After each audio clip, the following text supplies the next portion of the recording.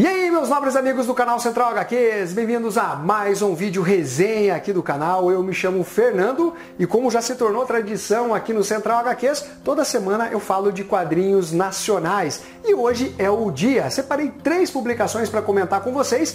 A primeira delas é Fronteiras do Medo, material de Dino Galeazzi com arte de Richard Cinti. Publicação que conta com essa bela arte de capa. Material com bom acabamento gráfico, que conta com capa cartonada, esta é a guarda, legal, né? O papel, ele é o offset preto e branco, e eu vou deixar o link na descrição para quem se interessar por esta publicação, que vai trazer 5 contos que estão interrelacionados, pelo menos de uma certa forma. Nós temos aqui na introdução, inclusive nas próprias palavras do roteirista da obra, o Dino Galeazzi, que nós vamos ter o seguinte: a queda da figura do pater familias em Necrovírus, a dissolução do tradicional núcleo familiar em Vampir, a dissolução do status quo masculino em Aracne, até chegar na desintegração do vínculo entre o empregado e o empregador em Macio. Aqui ele tenta trazer um caráter, de certa forma, político para dentro da história, tanto que ele coloca o seguinte: o que assusta não são os monstros, mas a ruptura para com as leis e os princípios que nortearam o capitalismo desde seus primórdios. E aí a gente entra nesses contos de terror que estão aqui dentro da publicação. A gente tem aqui, ó, o autógrafo, uma bela arte, inclusive. A história que eu mais gostei é justamente a história de abertura. Ela tem bem poucos textos, o que exige bastante do desenhista, né? Onde nós temos um vírus zumbi que acabou acometendo praticamente toda uma cidade. E aí um pai, ele tenta, à sua maneira, proteger a sua família, mas vocês estão vendo que o negócio aqui é realmente bizarro. Os desenhos do Richard Cinti estão muito bons, a narrativa dele também, ele consegue trazer, né, esse horror do ataque zumbi, os personagens aqui todos com medo. Esse jogo de luz e sombra também ficou muito bem trabalhado dentro dessa história. E eu gostei também do final dessa trama, onde a gente tem esse pai tentando proteger aí a sua família. Aí chegamos na segunda história, Aracne. Essa daqui particularmente eu não gostei tanto, mas eu achei bem legal a ideia, né, de Viúva Negra. Então você vai ter aqui Aranha, uma mulher muito sedutora. Galera, não dá para falar muito, porque senão você acaba soltando spoilers. Tá? Ótimos desenhos, novamente, do Richard Cinti, mas eu acho que ele fez um trabalho de melhor qualidade na primeira história. Aí nós chegamos em Vampir, que eu nem preciso dizer do que se trata, você já imagina. E aqui eu acho que ele fez o seu melhor trabalho artístico. Olha isso. Realmente, o cara mandou bem demais. E como eu mencionei para vocês, tem poucos textos. E você consegue aqui sentir, né, toda a apreensão desta personagem.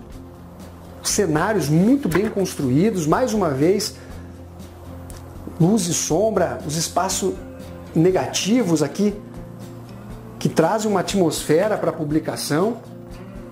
Olha só.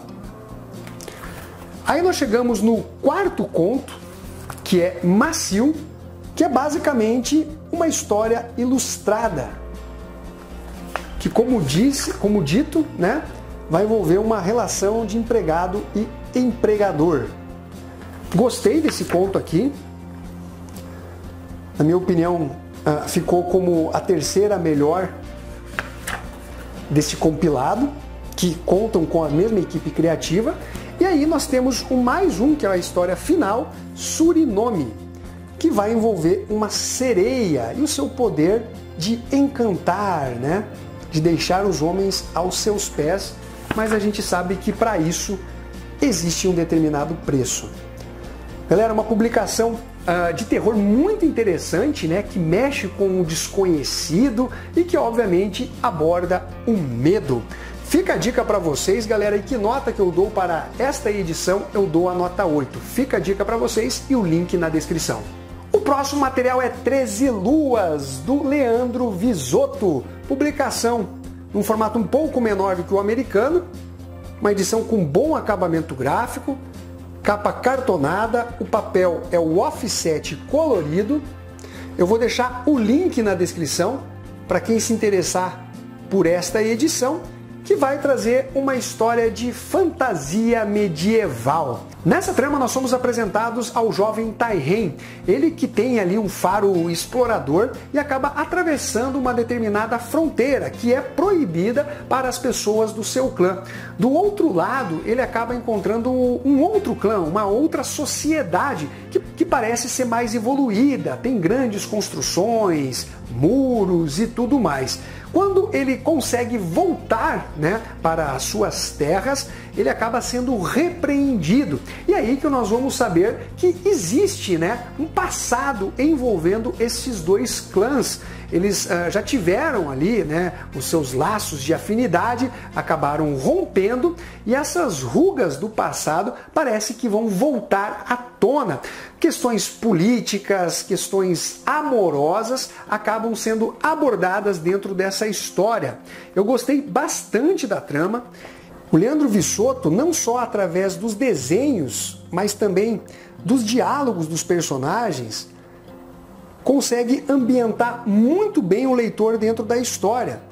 Quem já leu publicações em quadrinhos ou livros de fantasia sabe que existe uma certa forma mais peculiar na hora de falar.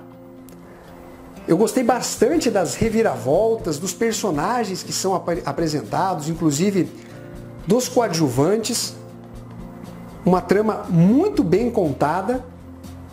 Os desenhos eu achei bons, mas eu acho que tanto na parte de textos como na própria arte, você percebe as páginas meio que poluídas demais, né?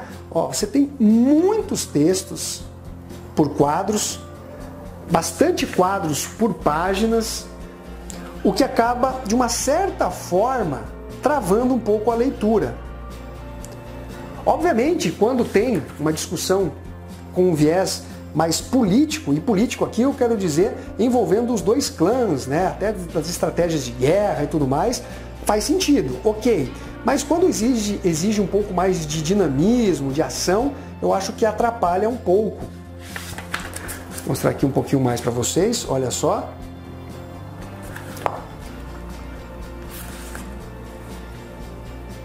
Traz também seres de fantasia e assim por diante. É dividida em capítulos. E eu gostei realmente de todo esse universo de 13 Luas, que também, né, o título já dá uma dica aí do que eventualmente vocês podem encontrar de caráter sobrenatural dentro desta história. Ó, sempre bastante quadros por página, eu acho que deixa um pouco pesadas as páginas e tal, poderia ter uma maior fluidez por esse aspecto. Mas tem umas páginas aqui que funcionam melhor, como essa daqui, por exemplo, onde tem um dos combates finais. Não vou nem mostrar aqui porque pode incorrer em spoilers. Então, galera, de forma geral, que nota que eu dou para 13 Luas? Também dou a nota 8. Material de fantasia aí bem bacana, galera, quadrinho nacional que eu indico para vocês. Para finalizar, Mojica Móveis, material de Bruno Sork, voltado para maiores de 18 anos, que conta com a colaboração de diversos desenhistas. Temos aqui Bruno Lima, Laudo Ferreira, Rick Trolla, Rafa Pinheiro, Dudu Torres, Alex Genaro, Letícia Pucci, de Imigrante, que é o Gerson, Oscar Suyama Júnior, Cássia Alves, Ale Romão, aqui vários artistas bem conhecidos. A edição tem um bom acabamento gráfico, porém eu acho que a capa, apesar de obviamente trazer também um pouquinho da temática, ela poderia ser mais sombria. Eu acho que poderia ter alguns detalhes aqui que deixasse a capa mais sinistra, que é justamente o conteúdo desta publicação. Ela que conta com capa cartonada de boa gramatura, essa aqui é a guarda da publicação.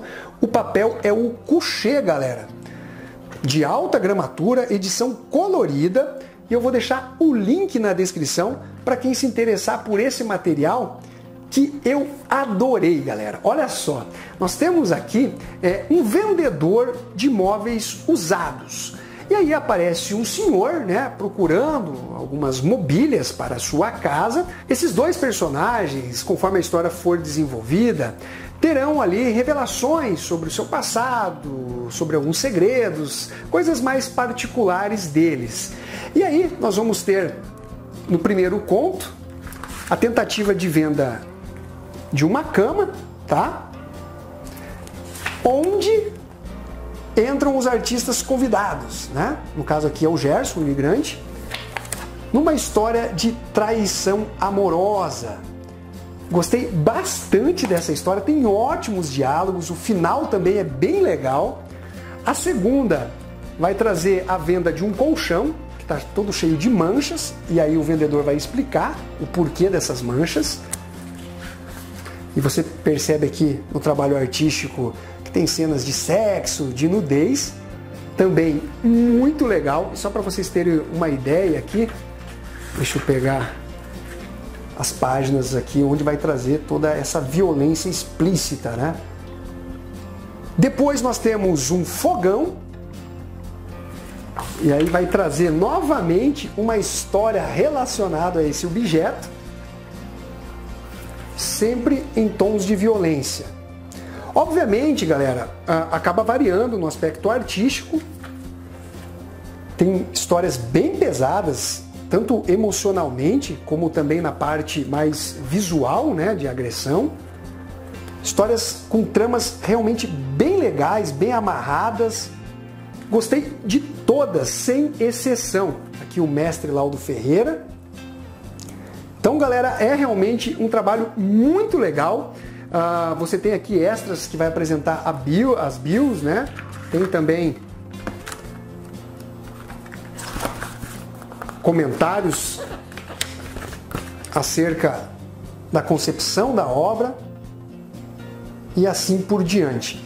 Que nota que eu dou para Mojica Móveis, galera? Eu dou a nota 9. Realmente um quadrinho muito legal. Fica a dica para vocês. Então curta, se inscreva no canal. Um abraço e fui!